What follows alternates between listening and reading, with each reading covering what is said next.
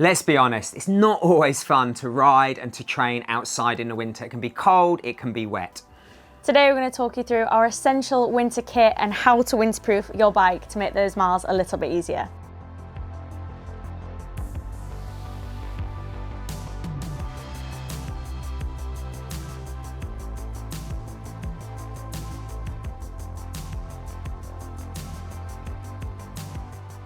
Don't forget to like and subscribe for more videos like this to see live action from our races and behind the scenes from our pro athletes.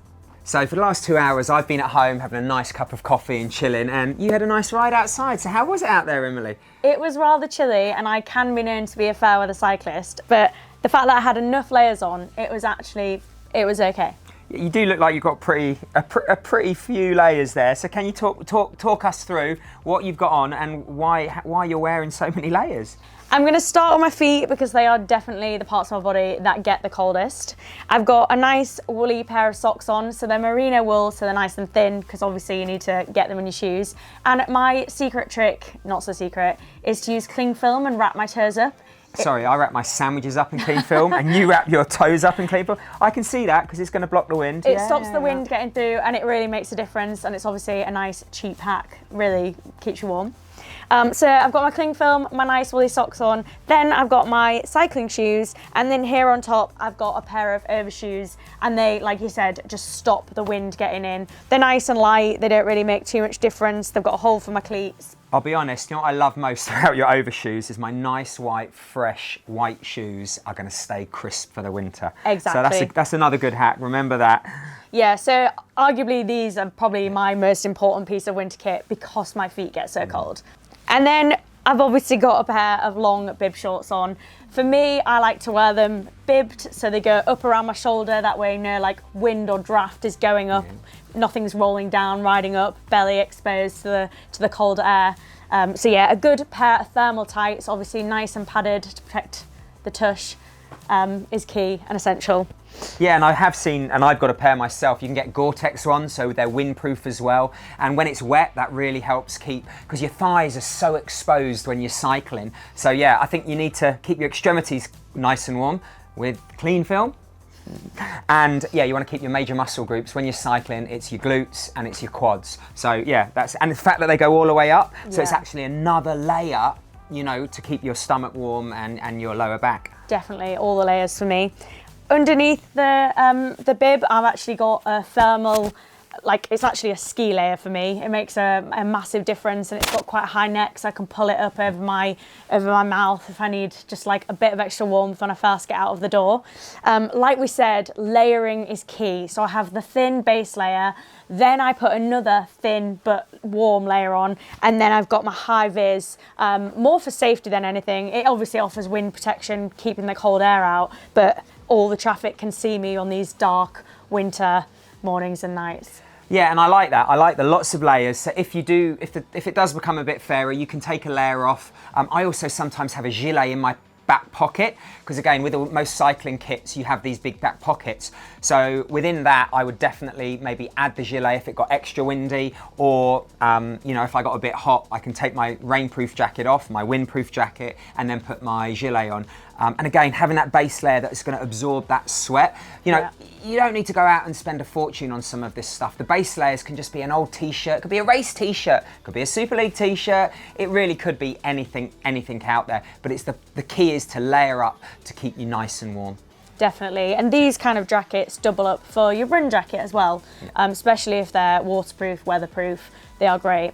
One thing I will say is delayer when you get a cafe stop, so you really feel the benefit of having those extra layers on when you get back outside. No, we're training here. We're not on a cafe ride. No, but yeah, no, Emily's right. Yeah, you want to take everything off because the sweat will just stay there. You want to kind of not cool down, but you know, let your body breathe. And then when you go to go out again, you can zip up and you're ready to go.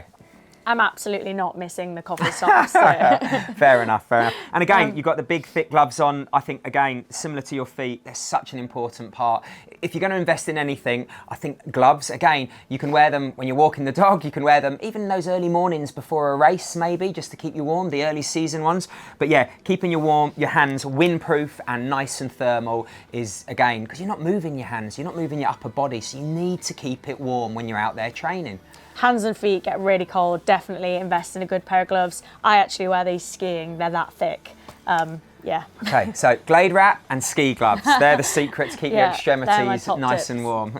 Working our way up the body, I like to wear a headband rather than a hat. I know that's personal preference, but I like to let my head breathe, but it covers my ears, which is, again, kind of like your hands and feet. Your ears get so cold.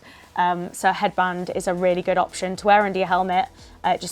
You feel a lot snugglier with that. Definitely, yeah. You want to keep your head nice and warm, so covering your ears is great. And do you know what I sometimes do when it's really cold? Is see all these air vents. These are to keep your head nice and cool in the summer. You can always get some sellotape and cover them up, and I promise you, it really does act, because the cool air is not going in. So next week, 3-hour ride. That's what you need to wear. Okay, so mine's the cling film, yours is the sellotape. Oh, she got me there. Lots of good hacks here. So you're definitely nice and warm and snug, but your bike, is it race ready? Have you got your bike set up with your smart wheels on, or do you change your bike as well? I got it ready for today's ride, so I'm going to show you. Let's have a look. So this is your bike, Emily, and straight away I'm noting quite a few changes from the bike that I last saw you riding in the summer. Yeah, there's definitely a few little additions to make it winterproof, and I'm going to start with the safety elements of the lights. As you can see, I've got a nice red light on the back and then just some bright flashing white lights on the front. That is for safety reasons more than anything. I'm not going to be riding in the dark, but it's just so cars can see me in these kind of grayer weather. And I think, yeah, that as well with your high-vis windproof on. Yeah, a backlight, it's definitely not, hey, I'm going to ride home from work in the dark. It is so everyone else can see you. You should be having lights on your bike every ride, 12 months of the year. Yeah, I was going to say that. I do keep these on throughout summer as well, just for that added safety benefit. And then as you can see, my tyres look a little bit different. I've got some nice protection over the top of them. My mud guards, these, again, you can pick them up super cheap and they are super easy to put on your bike. I was quite shocked. Not being the most technical person in the world, I could manage that.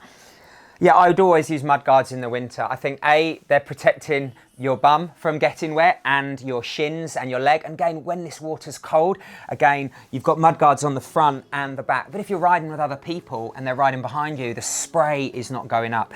And it does save your bike just a little bit from getting that bit too messy and muddy. Yeah, there is nothing worse than going on a group ride and riding behind someone, ending up at the cafe and your face is just splattered in mud because they didn't have mud guards. So I think it's more of an etiquette thing. If you are going out in a group, definitely invest in mud guards. And I also see you've got slightly thicker, heavier tyres. Again, there's more rubbish on the roads, more grit, more, just wetness. So you want to have good grip for the wetness, but also puncture resistance. You need a thicker tyre. Often when we race, we have these super light, super fast tyres with amazing rolling resistance. This is all about winter miles, so you really want your tyre to be a good quality tyre.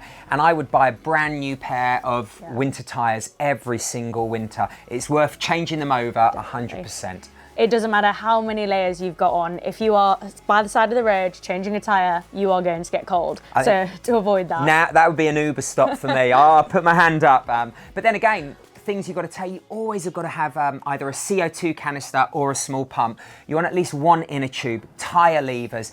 But if you're changing them on the side of the road, if your hands get cold, your mates get annoyed. And if they see you've got rubbish tyres, you've only got yourself to blame. Yeah, and on that, carrying a small pack with those items, like you said, can either sometimes I strap it under my seat or just keep it in my jersey back pocket if you do get caught short with a flat tyre.